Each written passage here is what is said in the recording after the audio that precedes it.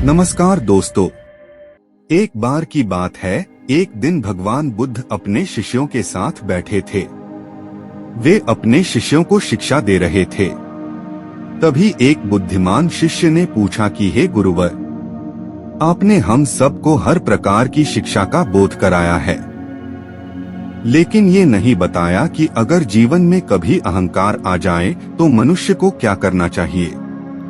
वह अपने अहंकार को कैसे दूर कर सकता है।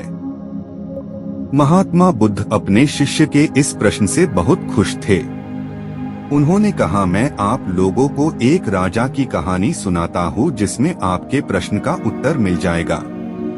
उन्होंने कहा कि यह एक राजा की अद्भुत कहानी है। किसी नगर में एक राजा रहता था। राजा बूढ़े होने को आ गए पर उनको कोई बेटा नहीं हुआ, सिर्फ एक बेटी थी। राजा को बहुत चिंता होने लगी कि अब मेरा इतना बड़ा साम्राज्य कौन संभालेगा, इसकी देखभाल कौन कर पाएगा। एक दिन अचानक भगवान का नाम लेकर राजा ने यह निर्णय लिया कि कल सुबह जो भी हमारे दरवाजे पर आने वाला पहला व्यक्ति होगा, मैं अपनी बेटी से उसका विवाह कर दूंगा और अपना नया उत्तराधिकारी बना दूंगा। अगले दिन सुबह एक फटी पुरानी कमीज पहने एक लड़का दरवाजे पर दस्तक देता है। राजा ने प्रभु इच्छा समझकर अपने निर्णय के अनुसार अपनी बेटी की शादी उस लड़के के साथ कर देता है और अपना सारा राजपाट उसे देकर पहाड़ों पर संन्यास को चला जाता है। अब ये नया राजा राजपाट के बारे में जानकारी इकट्ठा करने की कोशिश करता है। वह सोचता है कि राज्य कैसे संभालना है, युद्ध में कैसे जाना है, क्या तैयारी होनी चाहिए ताकि मैं एक बहुत अच्छा राजा साबित हो सकूं। उसने अलग अलग काम अपने अलग अलग मंत्रियों को दे रखा था, जैसे राजकोष वित्त मंत्री को, सेना की बागडोर सेनापति को और ऐसे ही अन्य कई मंत्रियों को अपने मंत्रिमंडल में शामिल कर रखा था। नए राजा के संचालन में राज्य बहुत बढ़िया से चल रहा था। सारी प्रजा पुराने राजा की बहुत तारीफ कर रही थी कि क्या राजा चुना है महाराज ने। नए राजा समस्त प्रजा के हमदर्द बनकर सदैव खड़े रहते हैं। समय बीतता गया। राज्यसभा के समस्त कमरे में समय समय पर सब आ जा सकते थे, लेकिन एक कमरे में सिर्फ राजा ही जाते थे। ये इस कमरे में 10-15 दिन में जाते थे और किसी को जाने की अनुमति नहीं थी, यहाँ तक कि रानी को भी नहीं।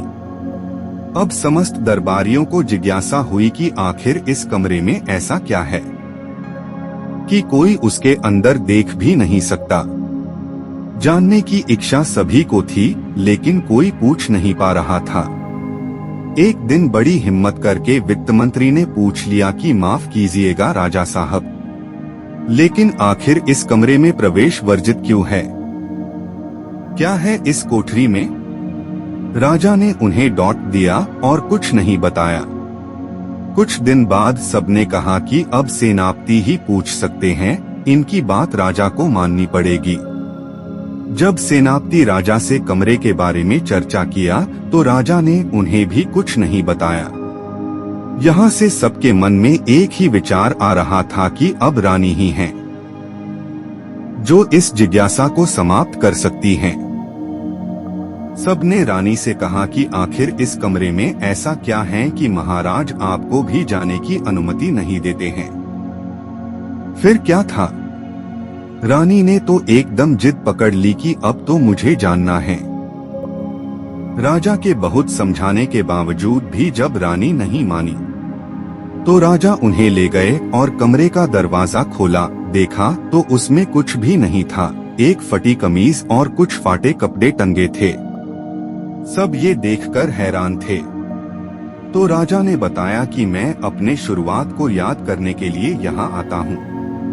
मुझे जब कभी यह अहंकार हो जाता है कि मैं राजा हूँ, मैं इस राज्य का सम्राट हूँ, मैं ही सबसे बढ़िया हूँ, तो यहाँ आ जाता हूँ। आधे घंटे बैठा रहता हूँ। अपने शुरुआत को याद करता हूँ और अपने आप को बताता हूँ कि मैं यही था, यही मेरी शुरुआत थी।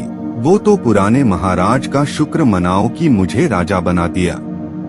थोड़ी देर के बाद जब अहंकार टूट जाता है तो साफ और सच्चे मन से बाहर आ जाता हूँ और अपने प्रजा की सेवा में लग जाता हूँ।